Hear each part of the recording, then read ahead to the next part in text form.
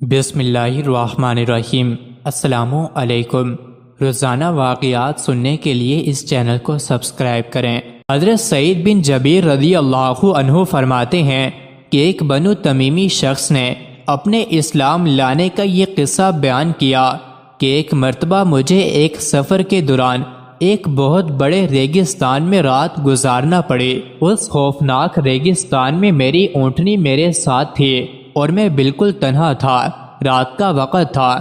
میں نے اونٹنی کو ایک جگہ بٹھایا اور خود لیٹ گیا اور سو جانے سے پہلے میں نے یہ پڑھا، اعوذ بعظیم ھذا الوادی، یعنی اس وادی کے بڑے جن کے ساتھ میں پناہ مانگتا ہوں۔ یہ پڑھ کر میں سو گیا۔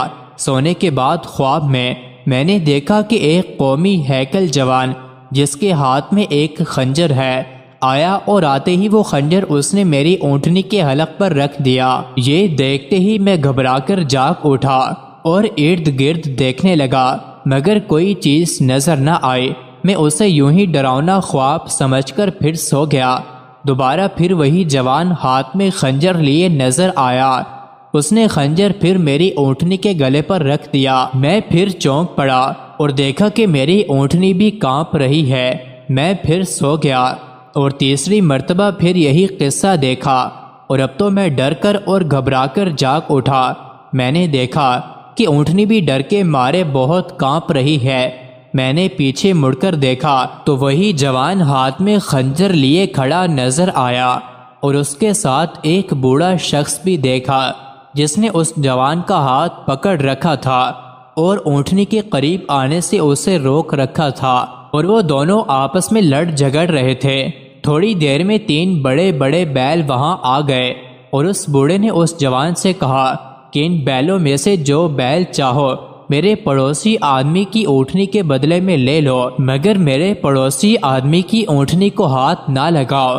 چنانچہ وہ جوان آگے بڑھا اور ان بیلوں میں سے ایک بیل اس نے پکڑ لیا اور اسے لے کر وہاں سے چلا گیا۔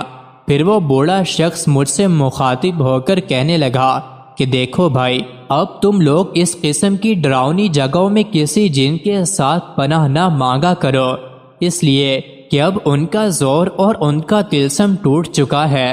اب تم یوں کہا کرو، میں محمد کے رب کے ساتھ پناہ مانگتا ہوں اس وادی کے ہول سے۔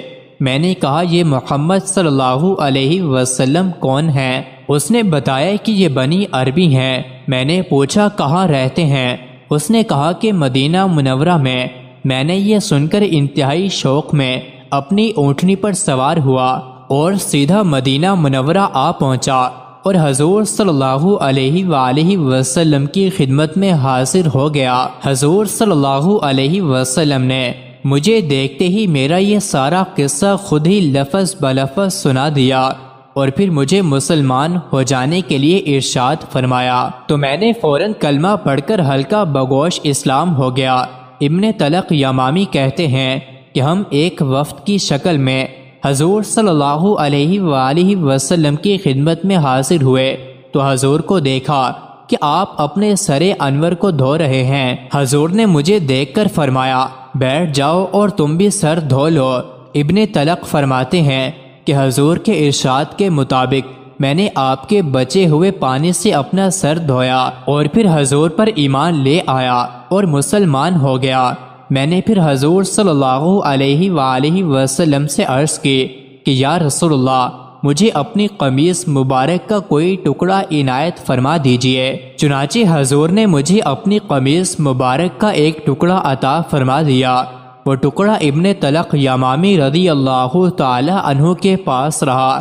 جب بھی کوئی بیمار پڑتا تو وہ اس ٹکڑے کے وسیلے سے شفا حاصل کرنے کے لیے اسے پانی میں ڈال کر وہ پانی اس بیمار کو پلا دیتے۔